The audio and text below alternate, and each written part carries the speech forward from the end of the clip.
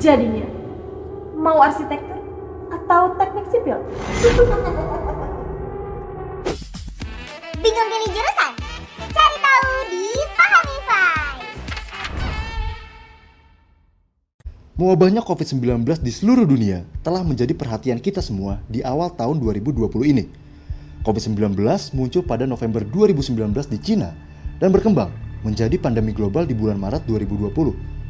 Tercatat hingga 16 Maret 2020, jumlah orang yang terinfeksi COVID-19 di Indonesia telah mencapai 117 orang. Sebenarnya, virus itu apa sih? Jadi gini, virus corona itu sebenarnya sekelompok virus mikroorganisme patogen yang biasanya tuh ditemukan di hewan. Nah dia tuh, nah sekarang yang lagi heboh ini kan salah satu variannya COVID-19 ini. Nah ini yang ternyata bisa menyerang, berbahaya juga bagi manusia dan sejauh ini masih disinyalir mempengaruhi sistem respiratori, sistem pernafasannya kita. Gitu. Jadi karena dia penyebarannya itu sedemikian gampangnya dengan transmisi udara, terutama droplets ya. Jadi sebenarnya sejauh ini masih dipertanyakan apakah bisa lewat udara begini terus dia terbang gitu, misalnya gitu. Bukan, itu masih tanda tanya besar. Kita belum bisa berani bilang pasti enggak, ya. Tapi yang pasti droplets. Jadi dari muncratan dari air liur yang nggak sengaja, makanya waktu batuk, bersin atau ngomong tuh jangan terlalu bersemangat sampai air liurnya kemana-mana gitu. COVID-19 ini menginfeksi apa sih? Pernapasan. Dia sih menyerangnya sejauh ini yang udah terbukti ini gini. Ini kan termasuk virus baru. Betul. Informasi masih sangat terbatas. Apa yang sekarang kita yakinin sebagai ternyata begini bukan nggak mungkin nanti berubah. Benar. Dan bukan nggak mungkin juga nanti sifat si virusnya sendiri jadi kayak yang lain-lain, kita belum tahu. Makanya dengan keterbatasan informasi yang kita punya sekarang, nah ini aja yang kita berseliweran sekitar ini dulu gitu. So far keluhannya itu akan kelihatan sebagai mirip seperti gejala flu umum. Nah, jadi nggak terlalu berat sebenarnya klinisnya. Justru karena ini jadi sebagian orang menganggap ini udah biasa aja. Iya. Ya cuma infeksi biasa, nggak usah takut. Nah orang Indonesia kan udah biasa flu ya. Benar.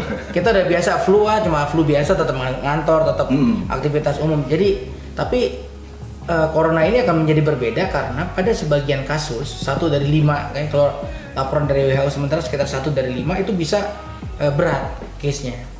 Bisa sampai kematian. Ya, sampai ke gangguan pernafasan. Jadi pada beberapa case report yang saya baca, perkembangan pneumonia, infeksi darah parunya, mulai dari yang tadinya waktu masuk parunya udah mulai ada gambaran bercak-bercak sehingga ada gangguan nafas agak sesak sedikit mungkin, sampai ke berat itu relatif cepat dalam hitungan hari gitu. Yeah. Nah jadi ini yang mengkhawatirkan. Memang tidak semua orang akan mengalami fase ini. Yeah. Gitu, bukan nggak mungkin misal Anda atau saya suatu waktu amit-amit deh ya kita terinfeksi corona, selama sistem imun kita bagus, fight back-nya bagus, kita mungkin ya ngerasain cuma nggak kayak flu biasa. Kalau kata orang kampung masuk angin. Benar. Keluhannya begitu doang. Sama berarti ya. Tapi kalau dicek, di swab misalnya air liurnya ketahuan, nanti di situ ternyata ada coronanya misalnya gitu. Seberbahaya apa COVID-19 ini terhadap manusia? Kalau dibilang bahaya banget, ya itu pada kelompok general, kelompok manusia yang dengan sistem imun baik, mungkin keluhannya hanya sebatas flu seperti pada umumnya, mild lah, ya mild, keluhannya mild, gitu. Jadi, tapi pada kelompok-kelompok tertentu, kelompok-kelompok orang dengan penyakit kronik, kelompok-kelompok orang dengan defisiensi imun, kelompok-kelompok orang dengan penyulit lain, misalnya kebetulan dia ada memang udah ada penyakit parunya juga yang lain, atau misalnya dengan penyakit jantung, atau misalnya dengan DM, sakit gula misalnya gitu ya. Nah ini bisa menjadi yang memperburuk keadaan gitu. Karena pada kelompok-kelompok orang dengan sakit kronis itu stabilitas imunnya bisa terganggu. Terus, gimana cara mencegah penyebaran COVID-19? Pencegahan. Nah, yang paling penting yang pertama adalah memang higienitas diri sih. Jadi sering-sering cuci tangan. Kan sekarang udah mulai banyak kita lihat video cara mencuci tangan yang baik tuh. Jadi prinsipnya sebenarnya sederhana gini deh. cuci sebersih-bersihnya semuanya. Oke. Jadi mulai dari ujung kuku, jari-jari, pergelangan, nah ini semua dan sesering mungkin. Jadi setiap kita masuk ke suatu area lokasi tertentu yang kita belum masuk sebelumnya, cuci. Ketemu orang, cuci. Jadi sesering mungkin cuci tangan. Oke. Yang kedua, mencegah supaya kalau secara nggak sengaja kepegang, jangan sampai si virusnya itu mendekati area-area pernafasan kita, bibir, mulut, hidung gitu ya. Jadi jangan keseringan begini atau begitu misalnya gitu. Kecuali udah cuci tangan, ya, ngupil. Orang Indonesia kan depan tuh lagi duduk terus begini-begini. Iseng-iseng ya, ngupilnya buat fantasi kan, buat rekreasi. Nah, masuk itu virusnya. Nah, itu salah satu yang harus dihindari. Terus menjaga jarak.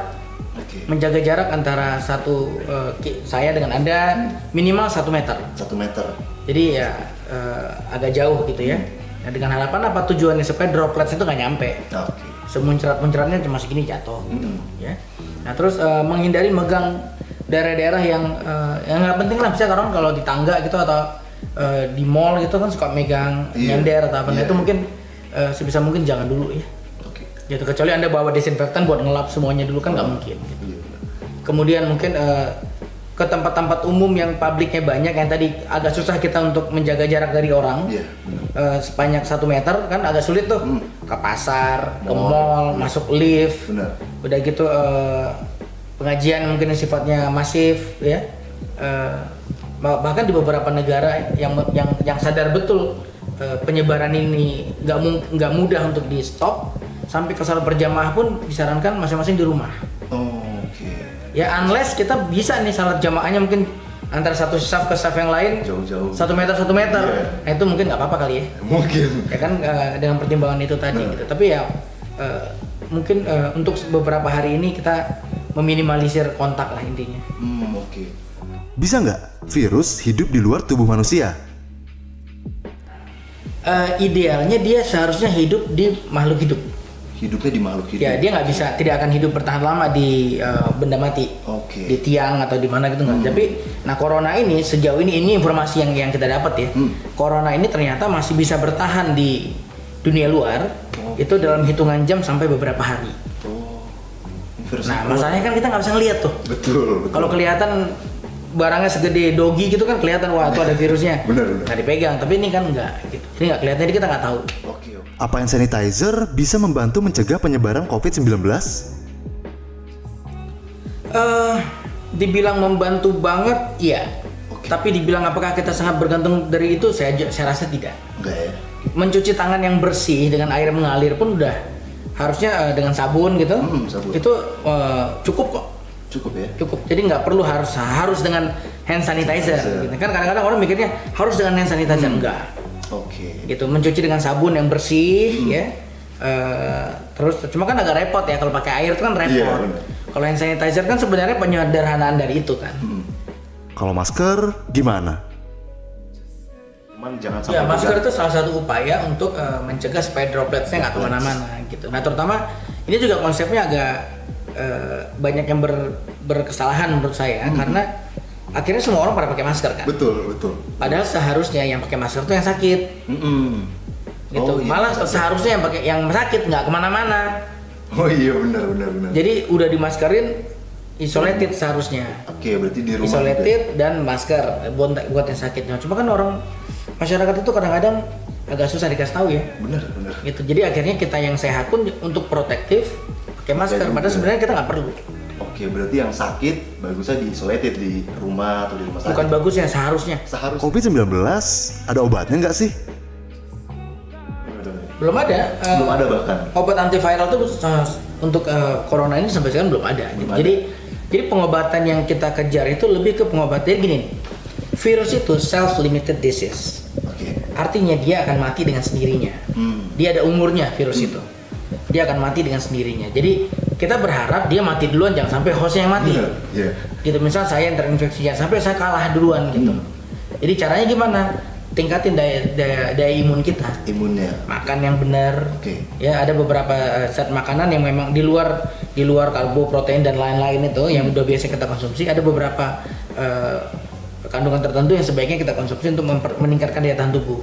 Zinc misalnya, vitamin D, vitamin C gitu ya. Nah ini hal-hal yang dibutuhkan badan untuk meningkatkan daya tahan tubuh. Dan juga Satu lagi, tidur yang cukup. Oh, itu juga ngaruh ya? Ya. Tidur itu karena pada fase tidur itu seluruh energi badan kita dialihkan buat daya tahan. Oh, benar. Jadi tidur terus cukup. Kalau tidur nggak cukup, imun kita drop, ya kita gampang untuk terinfeksi. Bahkan untuk yang sudah terinfeksi akan sulit untuk healing. Oke, berarti nutrisi, tidur ya? Ya, nutrisi yang cukup, nutrisi yang baik, Yang baik, tidur yang cukup, dan menghindari kontak itu tadi. Menghindari kontak dapat dilakukan dengan mulai mengubah aktivitas yang tadinya memerlukan interaksi langsung, seperti bertemu dengan orang lain, menjadi interaksi jarak jauh, seperti kerja dari jarak jauh dan sekolah dari jarak jauh, atau dilakukan dari rumah. Perguruan tinggi dan sekolah di beberapa kota sudah mulai meliburkan kegiatan belajar mengajar untuk mencegah penyebaran COVID-19. Berikut ini adalah beberapa aktivitas yang dapat dilakukan selama masa belajar di perguruan tinggi dan sekolah diliburkan. Pertama, tetap menjaga kondisi tubuh agar tetap prima dengan makan makanan yang bergizi, olahraga indoor atau dalam ruangan, dan juga tidur yang cukup. Yang kedua, belajar jarak jauh dengan memanfaatkan platform belajar online. Dan yang ketiga, utamakan tinggal di rumah atau swakarantina. Tidak pergi kemana-mana kecuali ada keadaan darurat. Lakukan swakarantina selama 14 hari. Swakarantina bukan hanya penting untuk diri sendiri, tapi juga sangat penting untuk orang lain. Let's care about each other and fight this virus together. Oke, itu ngobrol-ngobrol tentang coronavirus bareng sama Dr. Tompi. Terima kasih udah menyempatkan diri dan menonton video ini. Sampai jumpa di video berikutnya dan salam-salaman.